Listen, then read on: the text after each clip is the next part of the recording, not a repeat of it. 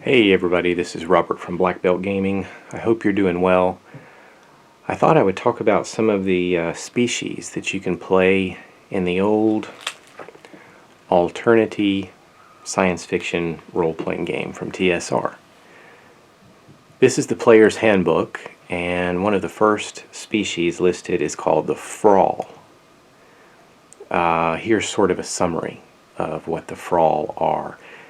Think about your sort of typical aliens. Slim, bald head usually, large eyes, small facial features otherwise, intelligent, probably psychic, like mind, psionics, mind powers, different things like that, telepathy. And not necessarily pacifist, but probably more logical and less emotional. That's sort of the gist of what the Frau are about. Interesting contrast, though, when I was reading one of the novels for Alternity. It was a Star Drive novel written by one of the authors here, Richard Baker. The Frau in his novel, it was called 0 Point. The Frau in his novel was actually a ruthless space pirate. So you might imagine a Frau to be something of a diplomat or negotiator, something like that, but he had him as a kind of a ruthless space pirate, and that was kind of an interesting, kind of different direction. Gave you an idea of some of the range you can have with using a Frau in your games. So this is what jumps to my mind immediately is Star Drive, the science fiction setting. However, I believe Frau are also used in the Dark Matter campaign setting, and I'm not exactly sure what their role is in that. I want to dive deeper into that setting later. But one of the things that the Frau excel at is psychic abilities. So in the book it gives you some basics about how to role play a Frau, what their typical behaviors are. But you can see here that special abilities, they are going to have an advantage, typically more points and more powers in psychic ability than the other races. On the other page from the player's handbook, it does go into how the Frau came to be known on Earth. There's this story about how they were separated and couldn't get back home and landed on Earth, and so it kind of ties in with lots of the lore and legends about aliens visiting Earth, many years ago. It talks about how they might fit into a contemporary campaign, something in the near future or the far future, like the Star Drive setting. I have read online that some people don't like the Frau and don't like to use them in their game settings. And I'm not sure exactly why that is. Perhaps one of the things in the book that it talks about is if you are going to have Frau in your game, you may want to make sure that you have an understanding and are allowing psionics and mind powers to be in your particular game. So I guess that's one thing to consider. The second species that you find in the player's handbook, they're called Mccallis, and I'll try to give a little summary of them as well. These are sort of like living cybernetic beings. Their history says that they developed as a species on their planet, I think it's called Alir. And as their technology advanced, they began to experiment, blending their flesh with machine, and were eventually capable of blending the two together. So I think Mccallis are actually born with a mix of flesh and technology in their bodies from birth. So they've kind of bonded together. They were at one time, they have a range of emotions, but actually work to kind of suppress, especially their negative emotions. So they can seem very logical and kind of cool at times. But in times when the stress is low and they're more in a relaxed, maybe even party-like atmosphere, they can show great joy and almost startle you with how different they might be in some social situations there. So they do have a wide range of emotions, but they work to kind of play it down and stay focused on their task when they need to.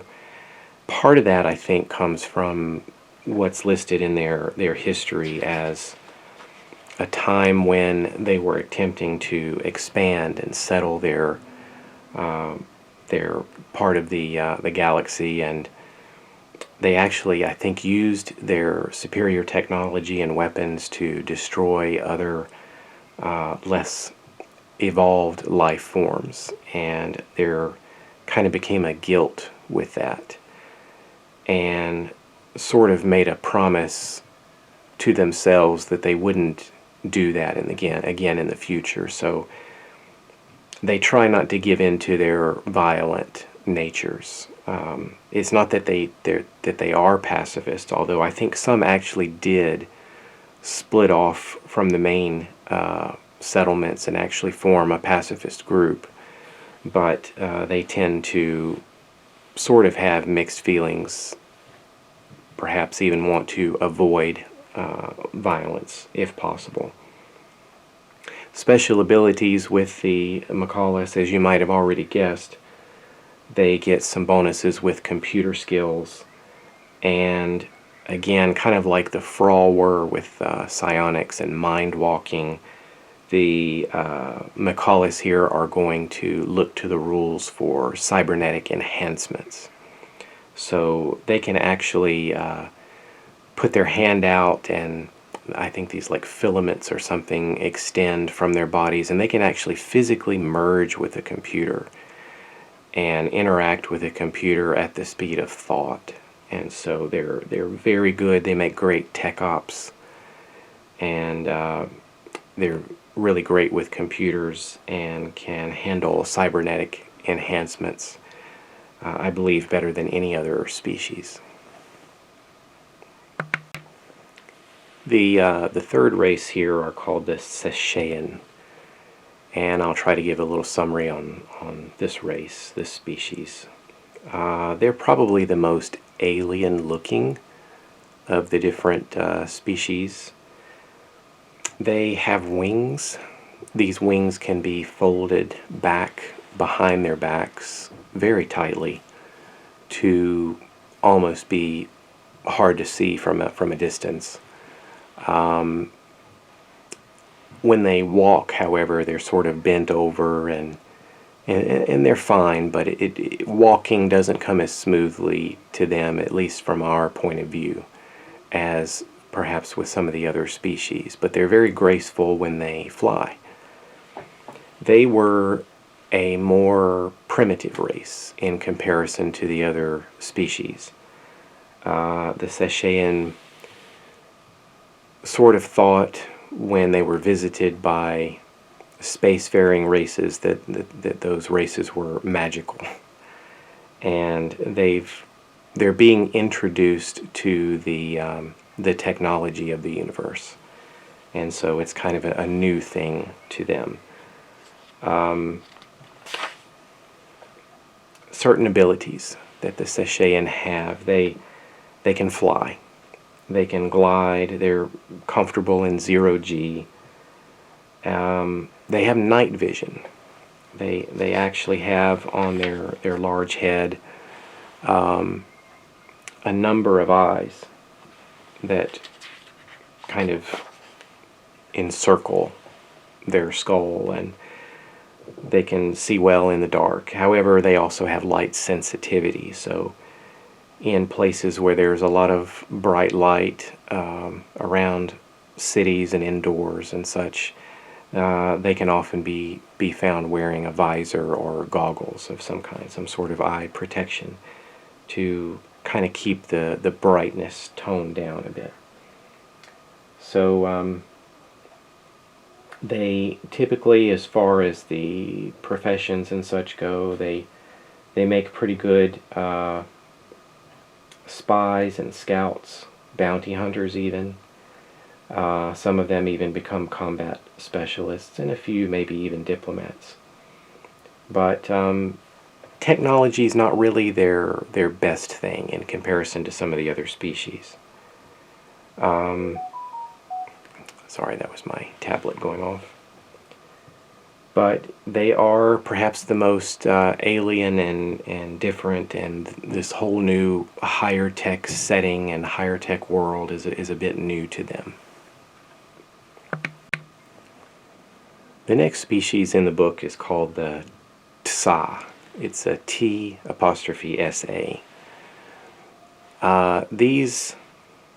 These aliens are, I believe, a little smaller, about 1.4 meters tall, and they're very quick. They are also, in their personalities, quite quick and almost seeming impatient. They're always busy moving around, and they are good at technology, even though they look like little dinosaurs. They're quite good with technology, and as a species gain some benefits with their action check bonus because they're a bit faster, and they're pretty good at jury-rigging things, and they have some natural body armor due to their sort of reptilian form.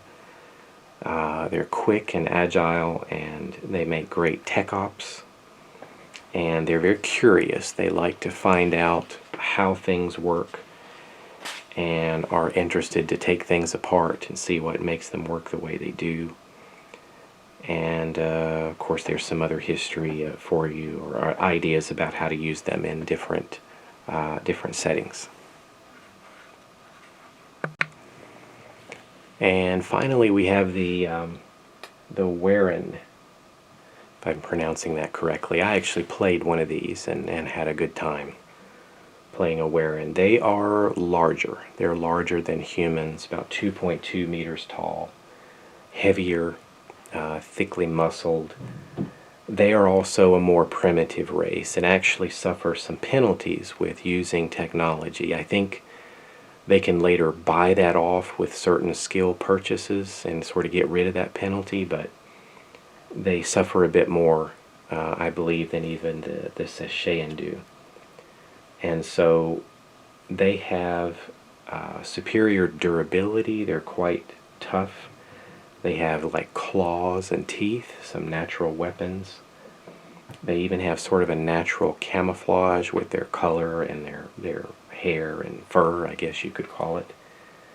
But they are more primitive, and as far as firearms and such goes, they were still at a stage on their planet of using like flintlock weapons.